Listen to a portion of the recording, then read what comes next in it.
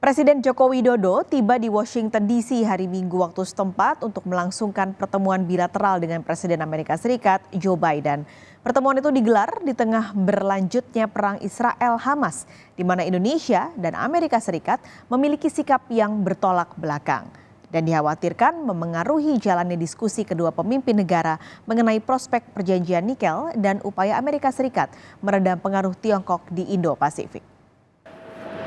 Presiden Joko Widodo mendarat di Pangkalan Udara Joint Base Andrews di dekat ibu kota Amerika Serikat Washington DC Minggu sore, di mana Presiden Jokowi rencananya akan bertemu dengan Presiden Amerika Serikat Joe Biden di Gedung Putih pada hari Senin, di mana keduanya akan melangsungkan pertemuan bilateral untuk membahas sejumlah isu yang menjadi kepentingan kedua belah pihak. Sebelum mendarat di Amerika Serikat, Presiden Jokowi sendiri sempat menghadiri pertemuan darurat gabungan Liga Arab dan Organisasi Kerjasama Islam di kota Riyadh, Arab Saudi, di mana pertemuan itu membahas perang Israel-Hamas yang masih terus berlanjut.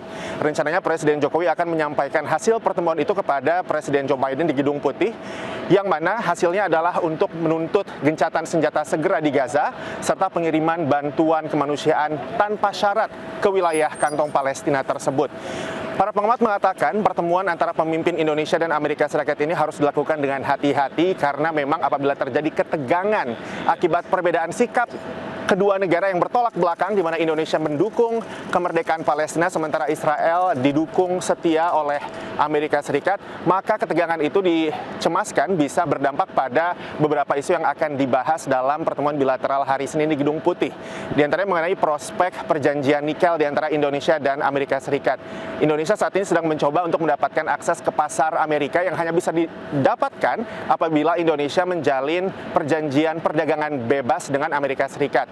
Namun saat ini Indonesia belum memiliki perjanjian itu dan sedang mendorong terciptanya perjanjian perdagangan bebas terbatas. Seperti kita ketahui, Indonesia merupakan produsen nikel terbesar di dunia dan memiliki cadangan terbesar di dunia, dan sejauh ini investasi Tiongkok di sektor nikel sendiri sangat besar di Indonesia. Selain mengenai prospek perjanjian dagang mengenai nikel ini sendiri, satu lagi adalah upaya Amerika Serikat untuk meredam pengaruh Tiongkok di kawasan Asia Pasifik. Seperti kita ketahui, Indonesia juga menerima banyak sekali investasi dari Tiongkok, khususnya dalam proyek Belt and Road Initiative atau inisiatif sabuk dan jalan, di mana Indonesia ini adalah negara kedua terbesar yang menerima investasi tersebut, sebesar 20 miliar dolar di belakang Pakistan.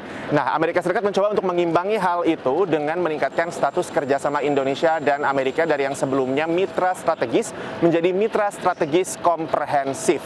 Hal itu dilakukan untuk meredam pengaruh Tiongkok di kawasan Asia Pasifik, khususnya di Indonesia yang memang secara ekonomi lebih dekat ke Tiongkok.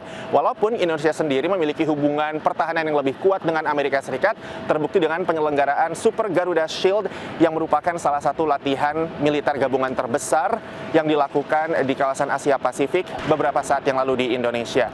Dari Pangkalan Joint Base Andrews di Maryland, Rifan Wiastono, VOA.